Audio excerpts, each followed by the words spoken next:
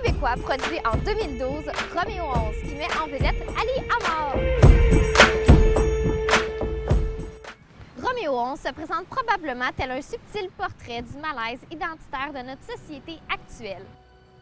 Nous ne sommes pas nous-mêmes, mais nous nous conformons à un idéal créé par la société même. La question que nous nous posons aujourd'hui est: Roméo 11 devrait-il vraiment porter ce pseudonyme?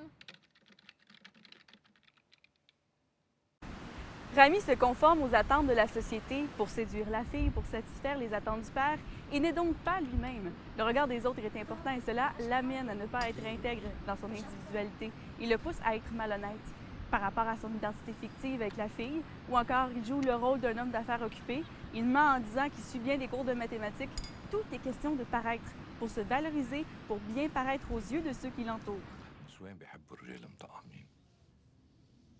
En effet, le personnage ressenti et incroyable de Rami ne devrait pas posséder ce surnom, car il n'est ni confiant, il est avide d'émotions et ne possède aucun amour réel en lui. Donc, on voit vraiment une opposition entre le personnage fictif et le personnage réel de Roméo qu'on a l'habitude de voir à l'écran. Rami est un personnage aux rapports sociaux très difficiles. Il provient d'une famille libanaise dont les échanges sont très limités, surtout avec son père qui souhaite qu'il reprenne le restaurant familial. Rami n'a aucune ambition scolaire et refuse tout conseil de son paternel. Il recherche l'amour à l'aide des réseaux sociaux dus à sa gêne extrême.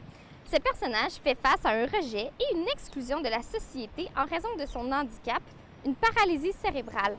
Plusieurs thèmes sont présents dans ce film de Roméo 11, comme la solitude, la menterie, la famille, l'exclusion, la gêne, le mal-être et les ethnies différentes. Rami est la représentation typique de la personne exclue d'une société. Il est donc un jeune adulte qui essaie de trouver un sens à sa vie, n'ayant aucune motivation face à celle-ci. Ce personnage n'a aucune acceptation envers ce qu'il est et demeure dans un mauvais environnement. Remarquez que les acteurs n'ont aucune notoriété à l'écran. Ils sont méconnus du cinéma. Cela procure beaucoup de réalisme et d'humanité à l'œuvre.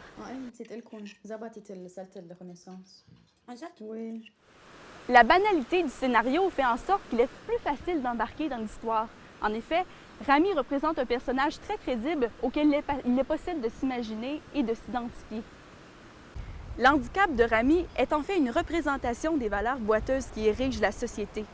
Ça démontre l'inconfort, le déséquilibre, le mal-être de l'homme.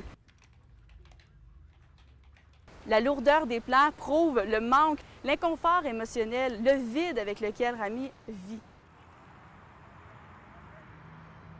En effet, les silences laissent beaucoup de place au non-verbal des personnages, ce qui permet d'approfondir les personnages dans leur état psychologique qui sont parfois extrêmement troublés.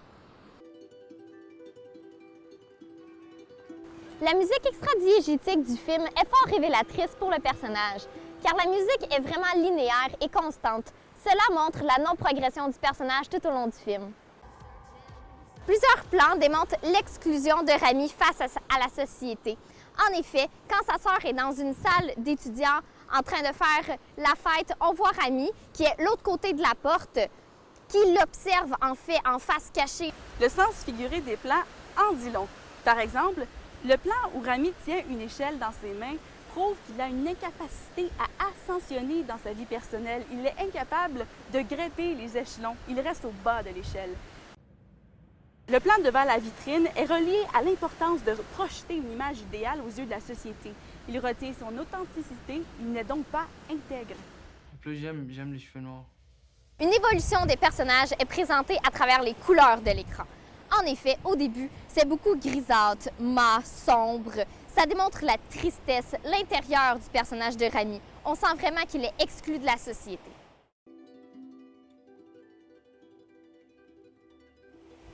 En opposition avec tout le film grisâtre et neutre, la fin vient mettre un punch au film. En effet, le film redevient en couleur quand Rami s'intègre enfin à la société. Il le fait durant une scène magique et très évocatrice pour le spectateur. Cette scène est le mariage de sa sœur. Ce film a pour bonne caractéristique de venir toucher un public beaucoup plus large.